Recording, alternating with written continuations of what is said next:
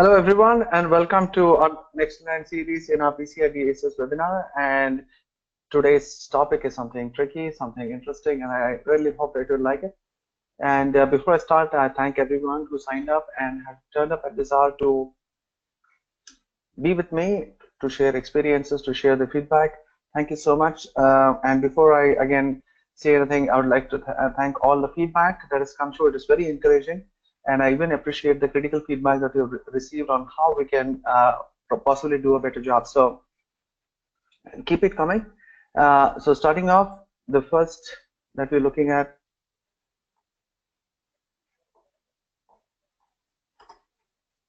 Okay, the topic for the day, techniques for data leakage prevention in the PCI environment. And that's me, Narendra Sahu. Before we start, a face to the voice.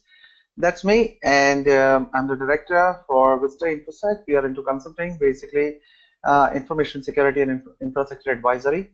The company's been there for like 13 years, primarily into consulting, and 24 years is something that I have been in this industry. And the agenda for the day, I'll be taking you through what is meant by DLP, basics of the DLP, because you ask 5 people, they'll give you 5 different answers as to what do they understand by DLP. And if you ask a marketing guy, he'll give you a totally different, fairy tale on what a DLP is all about. So I'll be dispelling some myths on that.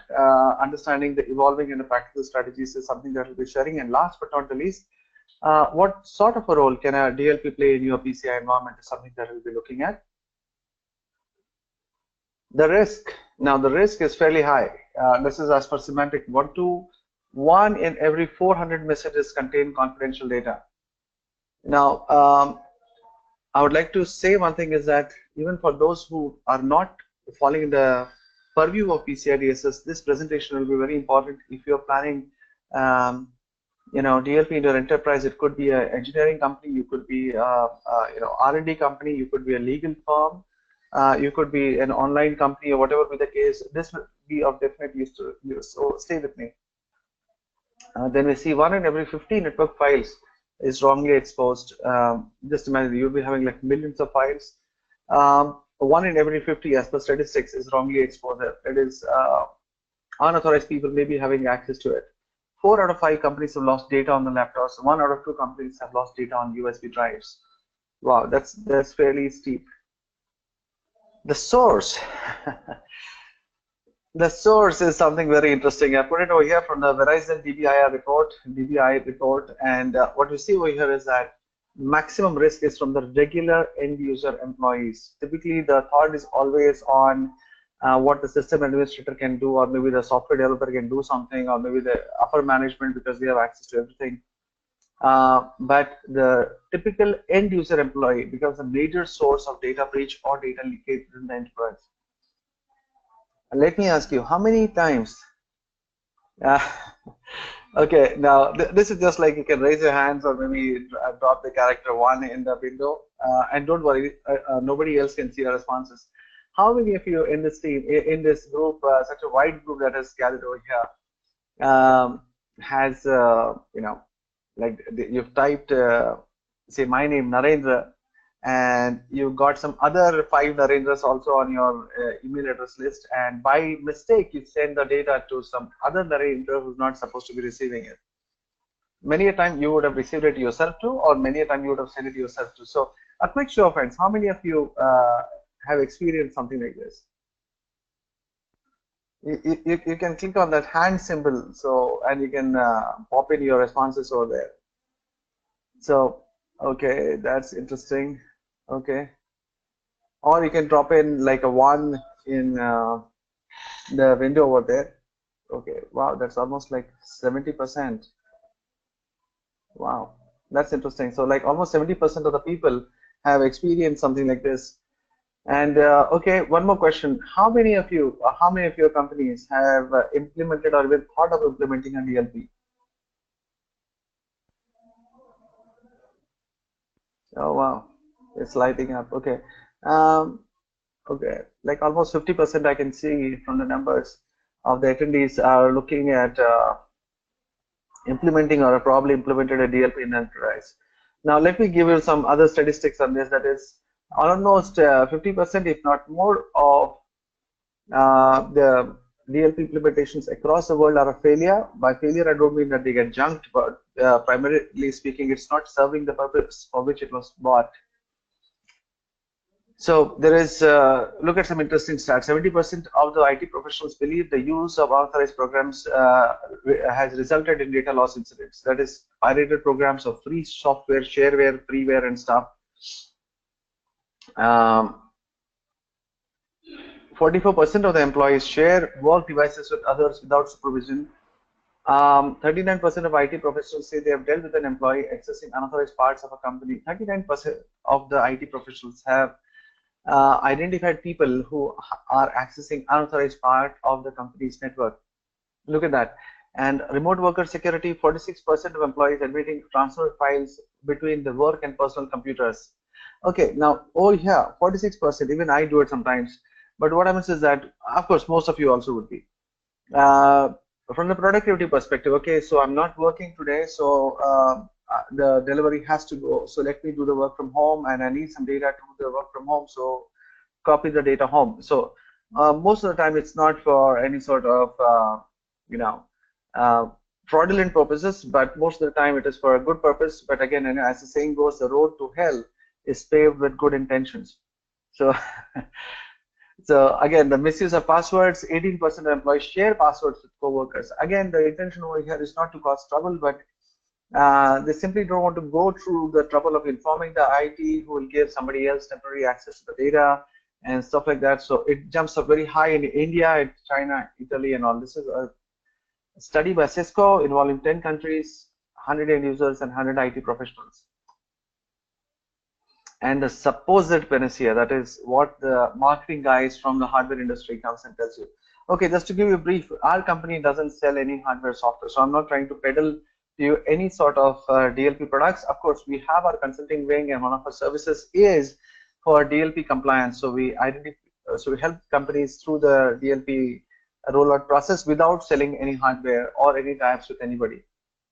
So the supposed panacea is data leakage prevention. Of course, it is the base definition would be to detect potential data breach incidents and prevent them by monitoring that is, so there is detection, prevention, detection, and correction. All three levels of controls are supposedly there in a DLP product.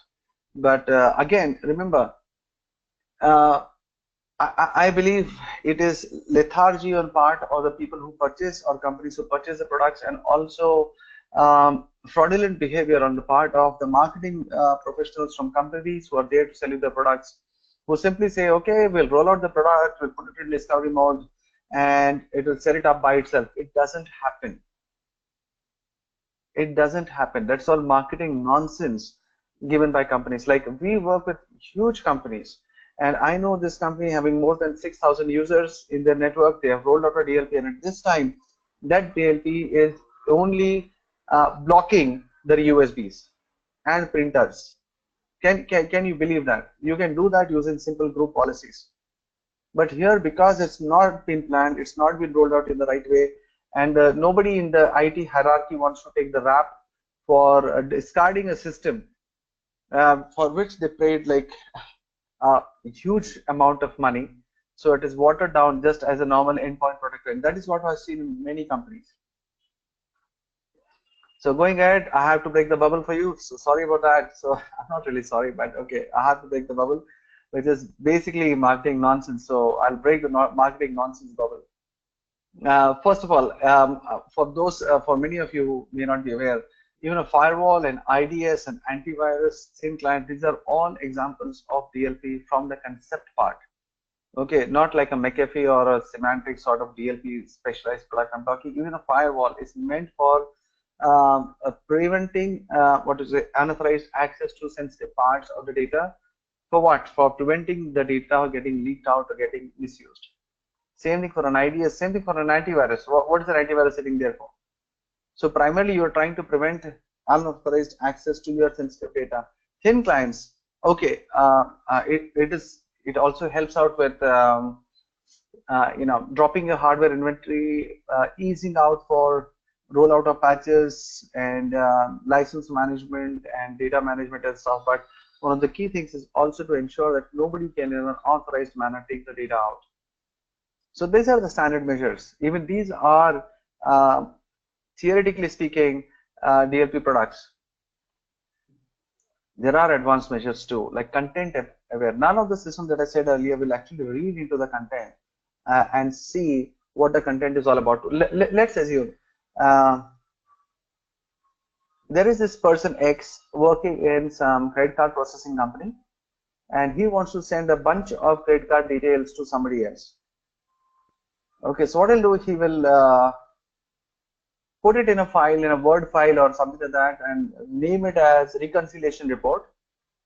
Maybe convert it into a PDF or block it or something like that, and just mail it out to the new user, or maybe mail it out to himself or herself onto his own email ID, personal email ID that can be accessed later on from outside.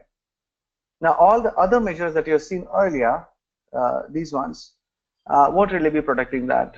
But there are advanced measures coming into place, like a network DLP. Now, there are different levels of DLP. So this is the first thing that you have. That's where the analysis comes into place. Like we have done international projects on DLP compliance and DLP rollouts. And what I've seen is, in the Western world, typically speaking, a DLP rollout is given the same level of importance like even an ERP rollout. It's not treated as a normal, just like roll out an antivirus, so to say, that any person can do it. But what I've seen typically locally in in India and stuff, that is it is treated as almost like an antivirus rollout, which is not the case. I'll explain why. And the second thing is that there are different levels of DLP. So when you're buying a DLP, what really you want to do, like have a network level DLP, storage level DLP, endpoint DLP, or a file level DLP. So DIM is data in motion, DAR is data at rest, and DIU is data in use. So what exactly are you trying to do? There are, unlike standard measures, they are non-transparent in nature, which are non-transparent in nature and possibly changing of the user behavior. So all these, McAfee, Symantec, and WebSense, and so many other, you can see DLPs which are there. They fall mostly in the content aware systems, which can actually read the file. So no matter what you call the file as, they can, I've heard of DLP measures even being able to, interpret audio files, even able to read image files with OCR on that and check whether sensitive data is being passed out. How they do it? Mostly it is pattern matching, automated, and identify patterns such as credit card numbers. Because credit card numbers have a mod 10 algorithm for identifying what those numbers are all about. So credit card numbers is there, and mostly there is tagging, which is manual and utilizing a fingerprinting algorithm, which can also be manual in nature.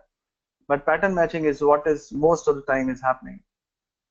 So there are 9 steps that you need to have. Now pay attention on this.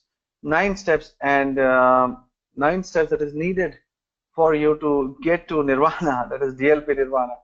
So getting into it, first thing first, get the boss to buy in to whatever you're planning to do. Why do you want to do it? Because this will be a huge disruptor within your enterprise, and believe me, people will make your life miserable about it. So what you need to do is get your boss to support this initiative. Get the company directors or whomever is there running the company to support your initiative. Otherwise, this is never going to fly. You will wind it down sooner or later. The next thing, step number 2, make a data inventory.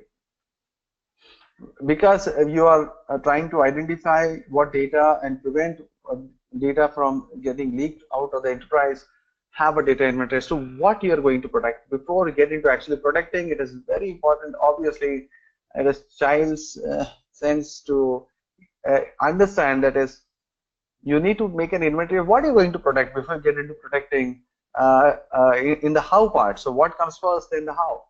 So create an inventory of your company sensitive data. Now, most of the time, your sales guy, your DLP sales guy, the fraudulent sales guys will tell you, no, we'll put it in discovery mode and put it up, it will identify. But how will it identify? How will the DLP product know which is your sensitive data, which is not your sensitive data? What is now? Understand the second thing, that is sensitivity of the data is also time bound. For example, the balance sheet of an organization is very, very confidential before the time it's actually made public. But the day it is made public, it is like public use information. It's got zero level of security associated with it. So the data landscape keeps on changing in a very dynamic manner. So that data flow analysis becomes extremely important. The data inventory becomes an extremely important process. The third thing, classify your data according to the value to their enterprise based on risk of loss, compromise, or theft. And again, have a rating, like rating a likelihood and impact. Now, for those of you who are aware, this is nothing more than a risk management exercise. So nothing great to it, but if you are familiar with the data risk management exercise, and this becomes very like a no-brainer for you. So classify the data. So identify your assets, asset identification and classification. Then you get into the next step, that is analyze how the company sensitive data map to the organization business processes. So what data maps to the organization, where and why it is that critical. That is how it is. So as I said earlier, R&D data before being actually rolled out to your enterprise, the data is the same. When it is still in the development stages, when it's still in the trial and testing stages, the data is extremely sensitive. After it is sent out to production, it is still sensitive, but not as sensitive. So it is very important to map what data is sensitive to what level in which organizational business processes.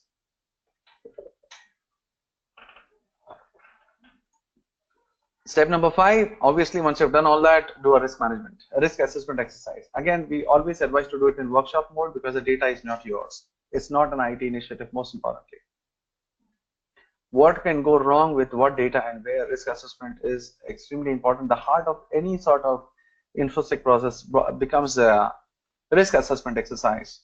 The next thing, document an enterprise-wide data protection framework. Now, by this, I mean all the policies, procedures, who's going to do what, when, where, why, and how it's going to be monitored. Now, understand, let's assume that you are even able to do all this and buy a DLP and roll it out.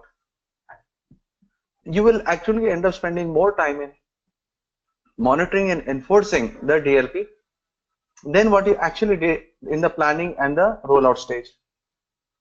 So the monitoring and enforcement, the total cost of management is very high in the monitoring and enforcement stage of a DLP. So don't take it lightly, please. Next thing, once it is done, then the regular compliance. Every week, we suggest that if you rolled out a DLP, then every quarter have some sort of compliance assessment to determine how well it is being done.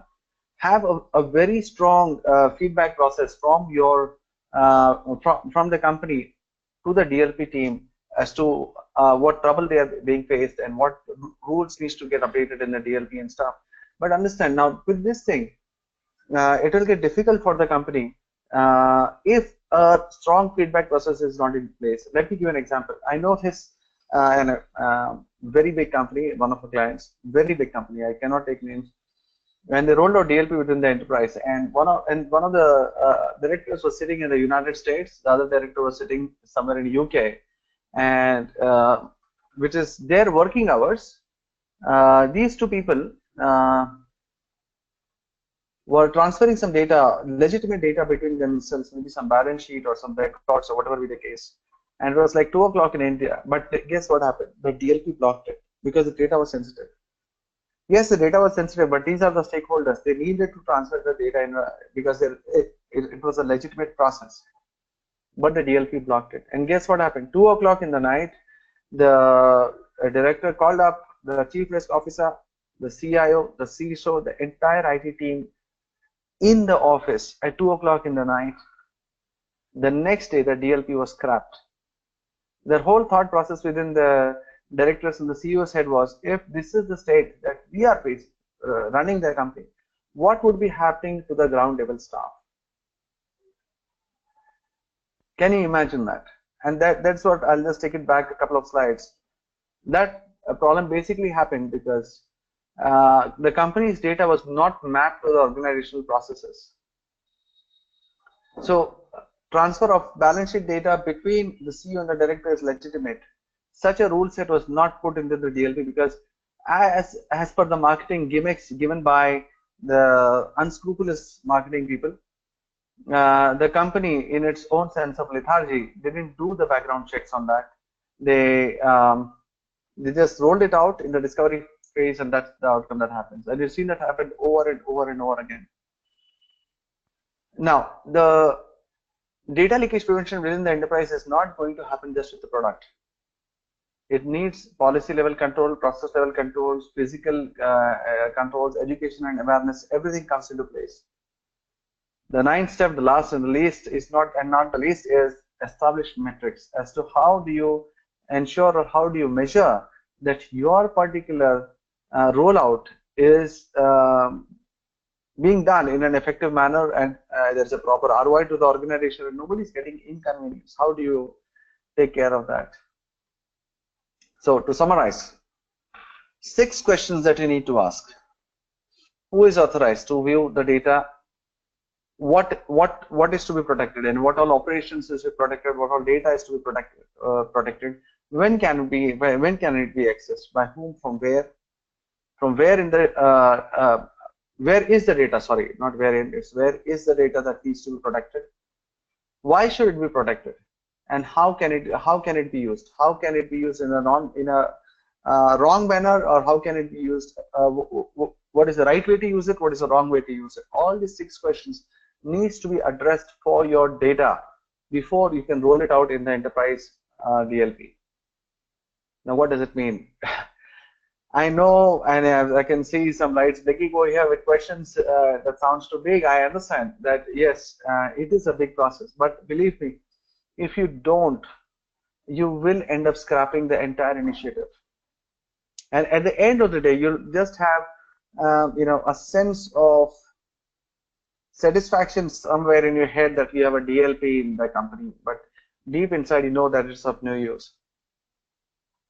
Now, it can open a Pandora's box for the legal department. Integration is going to be a nightmare for business and specifically for IT, because how are you going to integrate your application, maybe your ERP systems with the DLP, or maybe your CRM system with the DLP, all those things.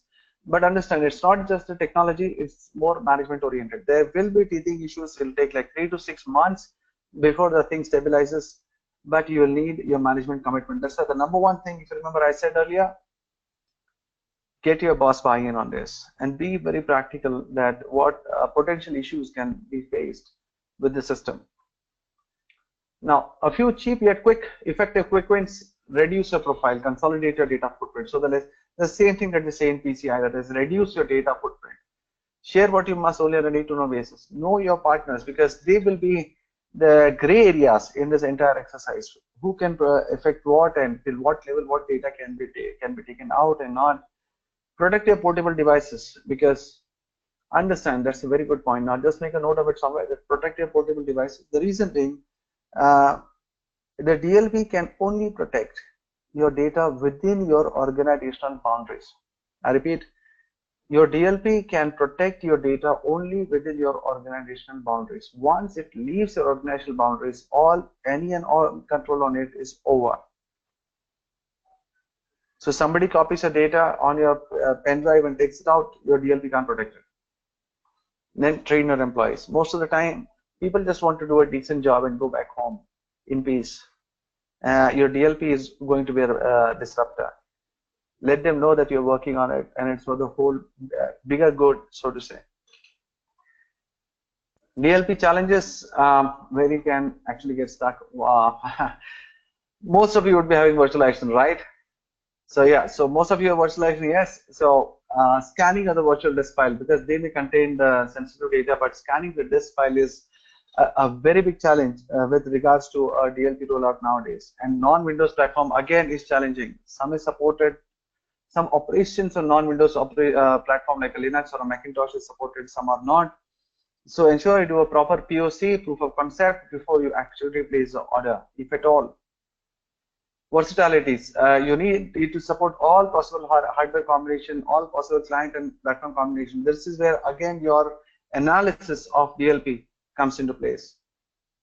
BIRD, nothing much, but you got a few hundred variants of Android, and many leverage return to home VPN systems. So there is no difference nowadays between a laptop and your phone. Your data which is there on the laptop is also there on the phone.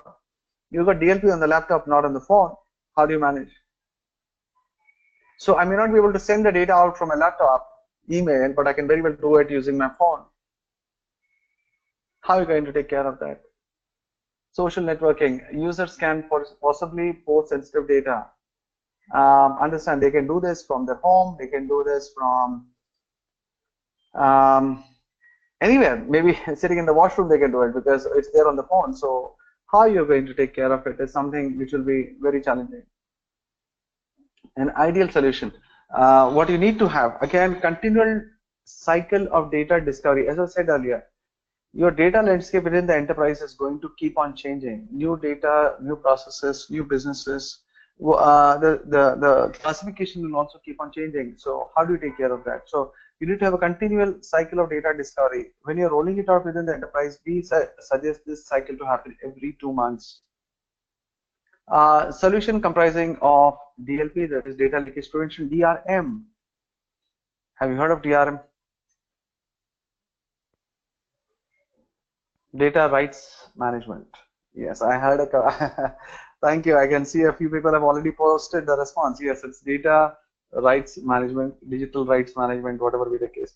IAM, identity access management. So you need to have many a time a combination of all these three. I cannot get into the details of it, but you can drop me a line, I'll elaborate. Most importantly, penalties. Continual monitoring and reviews of data usage.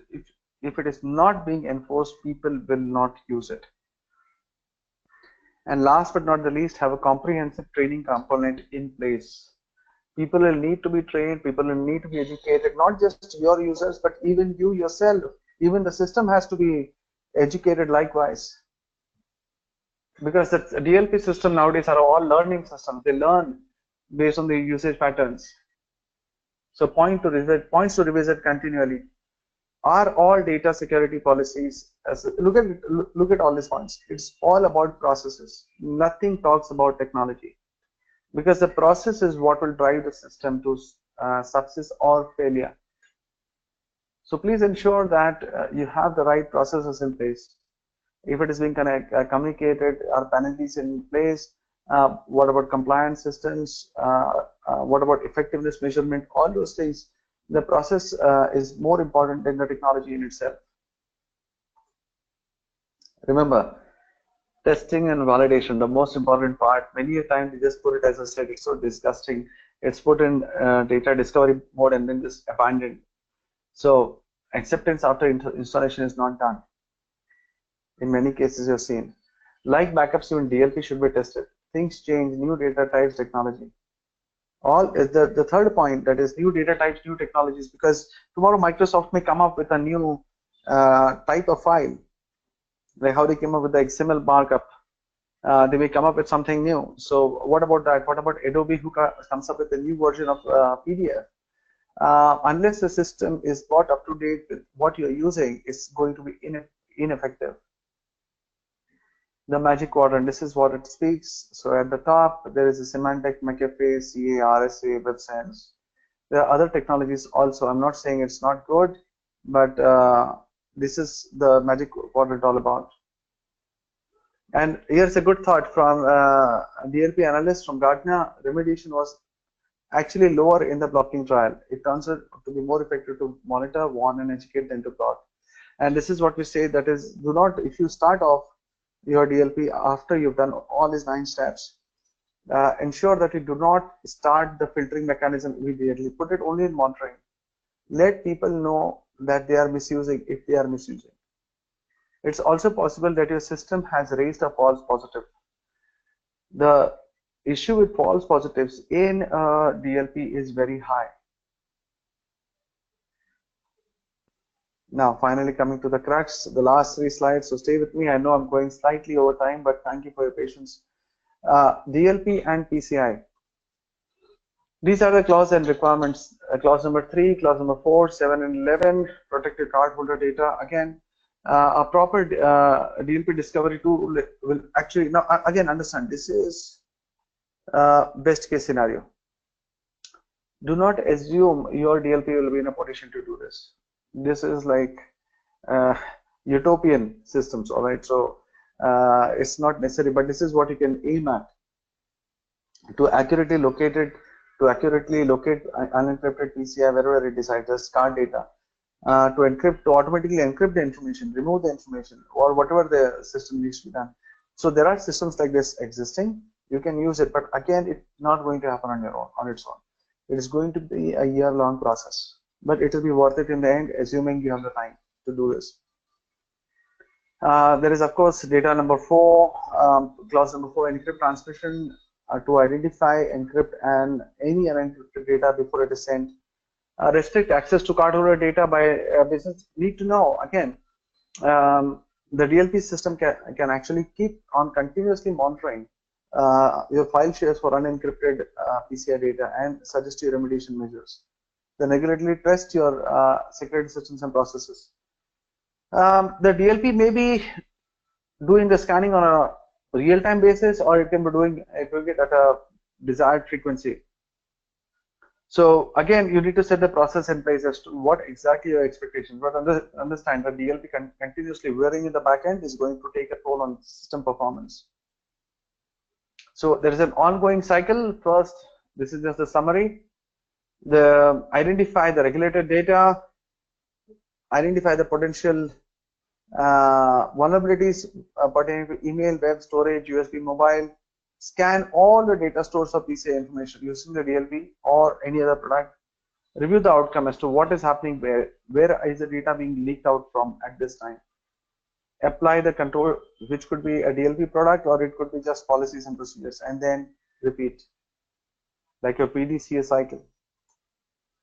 Okay, that brings me to the end, and this is my 9th webinar that has happened, that is managing data leakage in a PCI environment.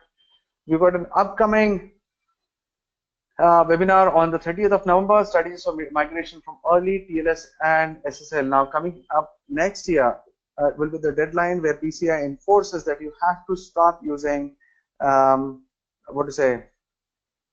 insecure versions of TLS and SSL. So in the 30th November webinar, I'll be looking at strategies as to how it can be done. I know there are so many companies who are still using the weak ciphers. So this will help you with strategies as to what can be done to mitigate it with the least amount of overheads on your systems and your processes. So be there for that. And another thing I'd like to say is that with the thank you note that you'll get for this mail, for attending this webinar, I'll also be sending you the registration details for this upcoming webinar. So try and sign up. It will be wonderful to see you there again. And at this time, I can see 1, 2, 3, 4, 5, 6 questions which have been flashed, but unfortunately, I'm out of time at this time, and I have to wrap up. So what I'll do is that I'll be replying to your queries on the mail, and if you have anything else, you can always write back to me. But again, ask as many questions, but not product related. Don't ask me questions like, is McAfee better or is WebSense better? I'm not going to answer that. Please complete the brief survey at the end and leave your comments as to what you think. It could be critical, it could be just a word of encouragement, but please do that. The next is my contact details.